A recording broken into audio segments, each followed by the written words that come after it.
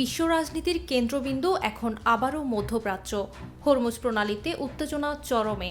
মার্কিন president Donald Trump আজ এক বিস্ফোরক ঘোষণায় জানিয়েছেন, জাহাজ চলাচল স্বাভাবিক করতে আবারও কার্যকর হতে পারে বিতর্কিত প্রজেক্ট ফ্রিডম।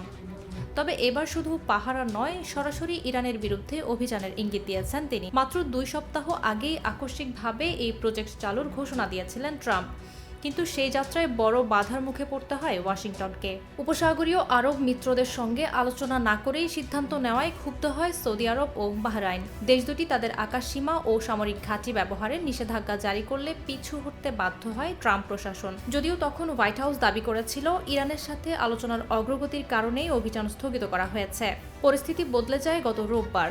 যুদ্ধের উত্তেজনা প্রশমনে যুক্তরাষ্ট্রের দেওয়া প্রস্তাবের আনুষ্ঠানিক জবাব দেয় ইরান, কিন্তু তেহরানের সেই প্রস্তাবকে অগ্রহণযোগ্য আখ্যা দিয়ে প্রত্যাখ্যান করেছে ট্রাম্প। কূটনৈতিক আলোচনার পথ সংকীর্ণ হয়ে আসায় আবারও সামরিক শক্তি প্রদর্শনের পথেই হাঁটছে হোয়াইট হাউস। সোমবার ফক্স নিউজকে দেওয়া এক টেলিফোন সাক্ষাৎকারে ট্রাম্প সাফ জানিয়ে দিয়েছেন, মধ্যপ্রাচ্যে মার্কিন স্বার্থ রক্ষায় তিনি আপোষহীন। তার মতে, প্রজেক্ট ফ্রিডম এবার আগের চেয়েও কঠোর হবে। ট্রাম্পের ভাষায়, এবারের অভিযানে শুধুমাত্র পণ্যবাহী জাহাজকে নিরাপত্তাই দেওয়া হবে না, প্রয়োজনে সরাসরি ইরানের অভ্যন্তরে বা তাদের স্বার্থ সংশ্লিষ্ট অবস্থানে সামরিক অভিযান চালানো হবে। অর্থাৎ আগেরবার প্রজেক্ট ফ্রিডম ছিল মূলত একটি রক্ষণাত্মক মিশন, যার উদ্দেশ্য ছিল তেলের ট্যাঙ্কারগুলোকে পাহারা দিয়ে নিয়ে যাওয়া।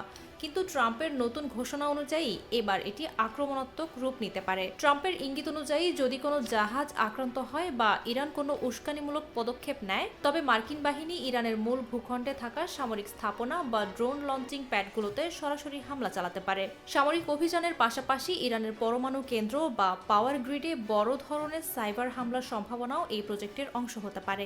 ট্রাম্পের এই প্রজেক্ট ফ্রিডম চালুর হুমকি মূলত একটি পলিটিক্যাল গ্যাম্বল বা রাজনৈতিক জুয়া। একদিকে এটি ইরানকে আলোচনার টেবিলে নমনীয় হতে বাধ্য করার কৌশল, অন্যদিকে এটি মধ্যপ্রাচ্যকে একটি ভয়াবহ যুদ্ধের কিনারে ঠেলে দেওয়ার ঝুঁকি। মিমি মাজুমদার, নিরপেক্ষ।